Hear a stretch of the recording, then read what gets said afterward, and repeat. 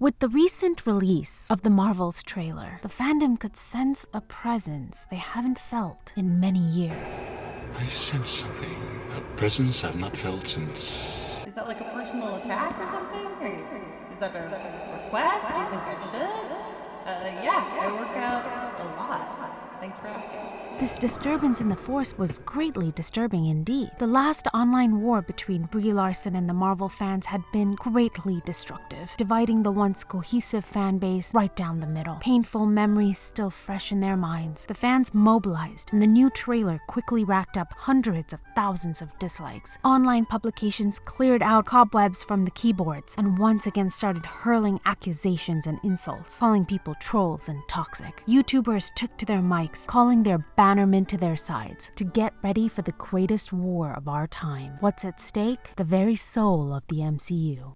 No, I'm kidding. Marvel sold its soul years ago. But please, don't tell them that. With Brie Larson at the helm, Marvel is still very much convinced that they are on the right side of history, which translates to non-stop lecturing fans on just how toxic they are for not embracing their new leader, Brie Larson. But why the resistance, which is obviously futile? Why can't we just accept our new savior? Is it because we're toxic? No, that's not why. Is it because we hate powerful women? Nope, absolutely not. Is it because we hate it when women speak their minds? No, it's none of those things. No, the real reason for our rejection of Brie Larson is encapsulated in this singular moment. Am I saying that I hate white dudes? No, I'm not. Ever since Brie joined the MCU and started the press circuits, her intentions have been quite clear. Brie is not here to just promote the films. She's here to stand up for change, for diversity, for breaking down the glass ceiling and patting herself on the back for remembering to pack a hammer. Brie is absolutely an activist, but it's nothing new for Hollywood. Films and TV shows are practically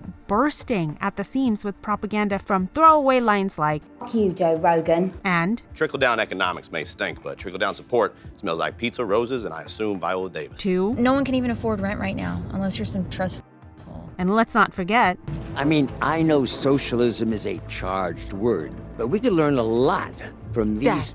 Hollywood and celebrities have always taken up social causes, from Clark Gable threatening to boycott the Oscars unless Hattie McDaniel was allowed to attend, to Marlon Brando sending Sacheen Littlefeather in his place to speak out against the mistreatment of Native Americans. And even Brie Larson's comments calling for diversity in the industry are not wrong. I mean, I don't 100% agree with Hollywood's obsession with identity and representation, but any reasonable person would agree that it is important to call out the injustices of society and fight for fairness and equality. That's what makes Western society so incredible, that we can always count on people speaking out against injustice and we can hash out the ideas through public discourse. But in the last decade, celebrities have gone from genuinely working for positive changes in society to aggressively hectoring people, determined to lecture audiences on our bigoted tendencies. Rather than making inroads, their messages are very polarizing, painting the sides that would oppose them as less than, less intelligent, less informed, less human, and definitely not worth engaging with in any meaningful way. And this emotion is perfectly captured in this moment that I keep coming back to. But why is this woke, divisive activism so attractive to celebrities? After all, celebrities aren't particularly well educated. Their jobs don't call for any skills that give them a leg up in being able to comment on complex social, political, and economic issues. And yet, they grace us with their injudicious comments anyway. And I think I know why. To say that celebrities don't really live like us is such an understatement. From private jets, chefs. Actually, speaking of private chefs, I know what you're thinking. Baggage claim, I too would love to eat delicious, healthy food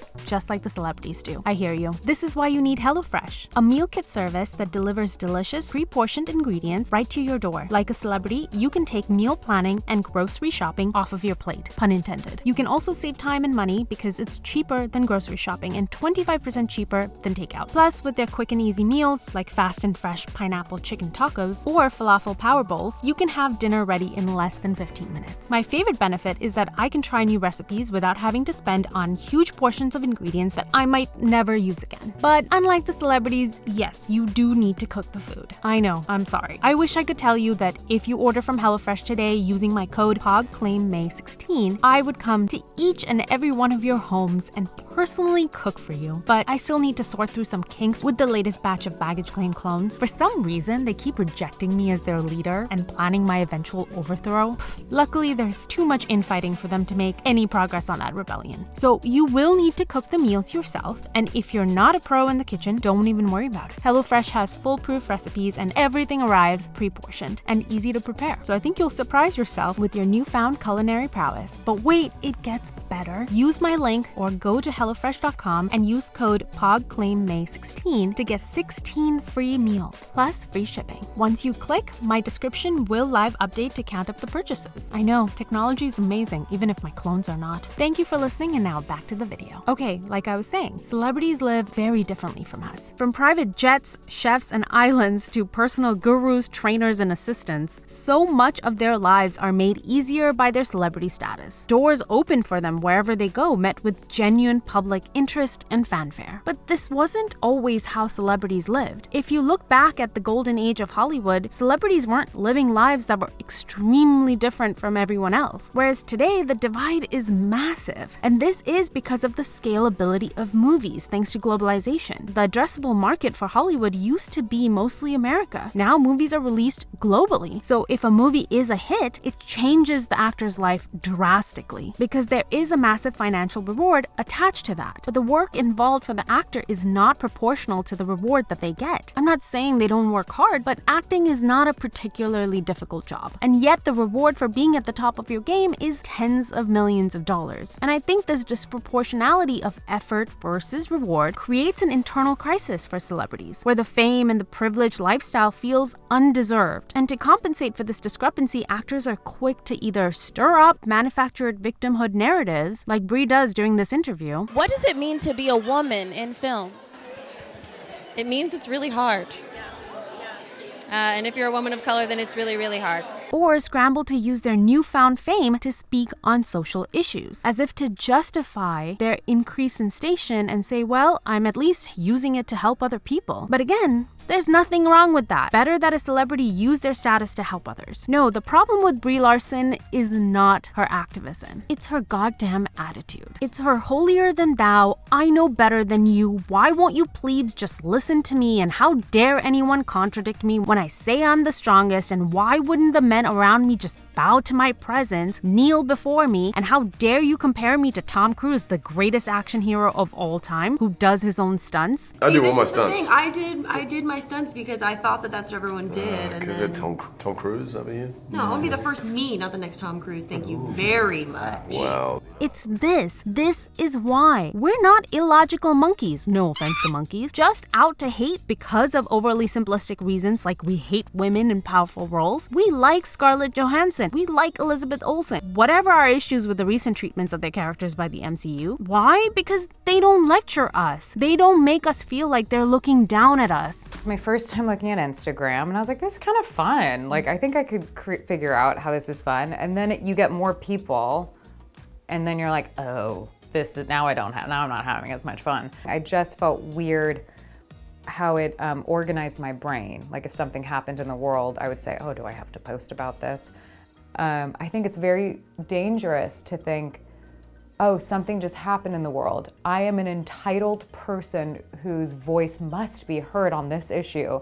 And I just think that is such a narcissistic viewpoint that we're all a part of. Like it made us all like live in this weird narcissistic cycle. But all of Brie's supporters come out in droves shrieking about toxic men, pick-me girls, and how we should all leave Brie Larson alone and that she doesn't owe us anything and we don't have a right to criticize a woman's behavior. Really? Really? So Brie Larson, along with every other celebrity of her ilk, have the right to rain down criticism at the Marvel fans, at men in general, at society, at Hollywood, at America, but we can't say anything in return? And while I'm not a comic book reader myself, does that long-standing fan base not have a right to complain when characters they have admired, stories they have followed, and the universe they have loved for so long are all co-opted by activists? Not to make better, not to improve on, not taken over out of love, and a pure desire for diversity, not to build on, but to hijack and to warp and to destroy. And then after all that, the fans are told by those creators that they are villains for not enjoying the destruction of what they once loved. And if we come back to the speech that I mentioned before, talking about this moment in particular, Brie's motivations and feelings become overwhelmingly clear. Am I saying that I hate white dudes?